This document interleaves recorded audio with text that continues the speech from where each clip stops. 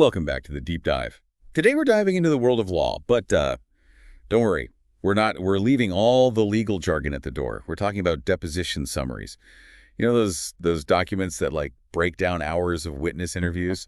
Turns out AI wants in on the action, trying to replace those trusty paralegals we all know and love. We got a stack of research here comparing these two approaches, and let me tell you, it's a classic case of like cheaper and faster versus tried and true. Get ready for some surprises, because this isn't just about law. This is about the future of expertise itself. Yeah, that's what's so fascinating here. This isn't just happening in legal, it's a trend popping up everywhere. We've got this pressure to do more with less, and AI seems like the perfect solution. But as we'll see, it's not always that simple. Okay, so before we pit human brains against algorithms, let's make sure we're all on the same page. What exactly is a deposition summary, and why should we care? So imagine a witness interview that goes on for hours. A deposition summary is like a roadmap for that interview. It pulls out the key details, the inconsistencies, the things lawyers need to know to build their case. Accuracy is absolutely crucial.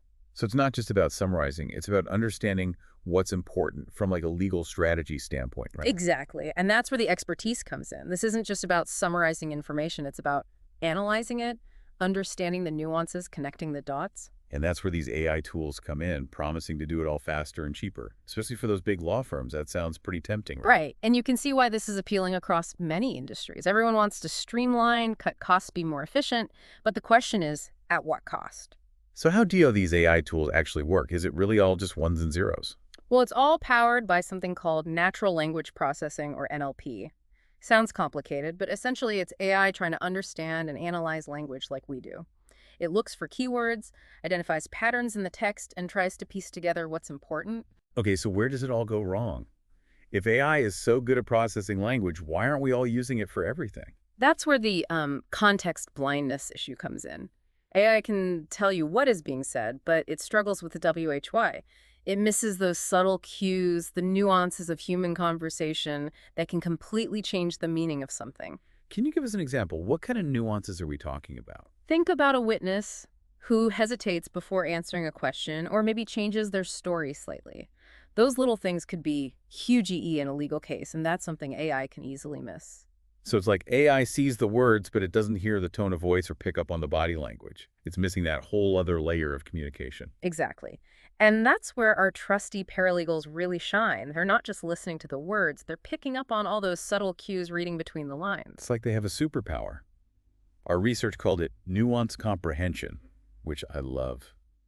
Tell me more about how that works in practice. What are paralegals trained to do that AI just can't replicate? Well, they're trained to look for inconsistencies, for example. They can tell when a witness's story doesn't quite add up, or when they're being deliberately vague. They're also looking for connections between different pieces of information, building a bigger picture that AI might miss. So it's almost like they're detectives piecing together clues. That's fascinating. It makes you wonder if AI is struggling with those nuances now. Will it ever be able to catch up? That's the million-dollar question, isn't it? And it's one we'll be digging into as we go deeper into this research. Okay, so we've got AI promising speed and cost effectiveness, but potentially missing crucial details. And we've got paralegals who are experts in nuance and context, but maybe not as fast or as cheap. What happens when we pit them head to head? What does the research say about the accuracy of AI-generated summaries compared to those created by humans? Well, that's where things get really interesting. The research is pretty clear on this. AI-generated summaries, while fast, often contain errors. And we're not talking typos here, right? We're talking getting the facts wrong, which in a legal case could be a huge EE deal. Exactly. And that's where our source really emphasizes the need for what they call intensive human intervention.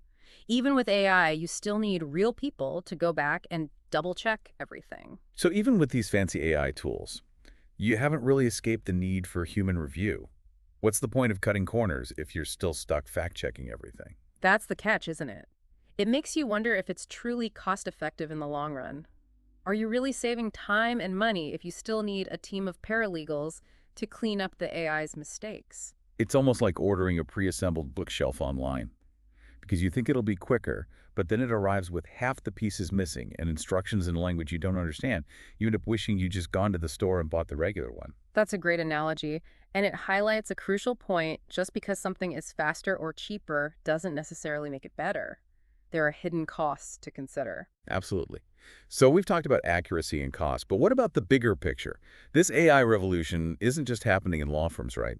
What can our listeners, regardless of their profession, take away from this research? That's what I find so fascinating about this case study. It's a microcosm of a much larger trend.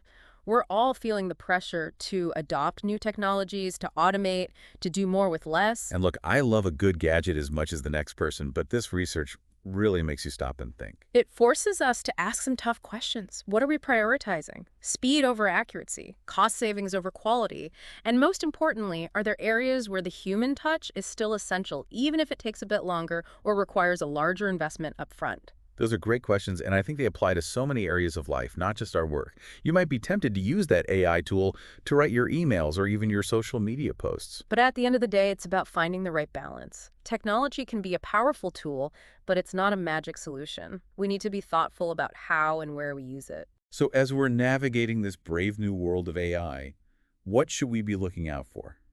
How can we avoid falling into the trap of shiny object syndrome and make sure we're choosing the right tools for the right jobs? One thing our research highlighted is the importance of understanding the limitations of these technologies. Yeah, it's like that old saying, if all you have is a hammer, everything looks like a nail. Right. We need to make sure we're not just trying to force AI into every situation, even when it's not the best fit. Exactly. It's about understanding what AI can do well, and more importantly, what it can't. In this case, AI might be great at summarizing large volumes of text quickly, but it still struggles with those subtle nuances of human communication that are so crucial in a legal context. So it seems like for now, at least, our trusty paralegals can breathe a sigh of relief. Hmm. The robots aren't coming for their jobs just yet. But this does make you wonder what happens when the AI gets even smarter.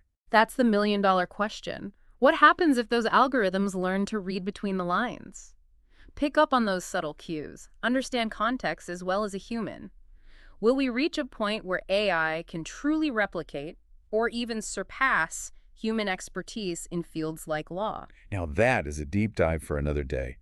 But seriously, it is both exciting and a little bit daunting to think about, isn't it? It certainly is. And it's something we'll need to keep a close eye on. This case study has shown us that while AI has the potential to revolutionize many industries, it's not a silver bullet.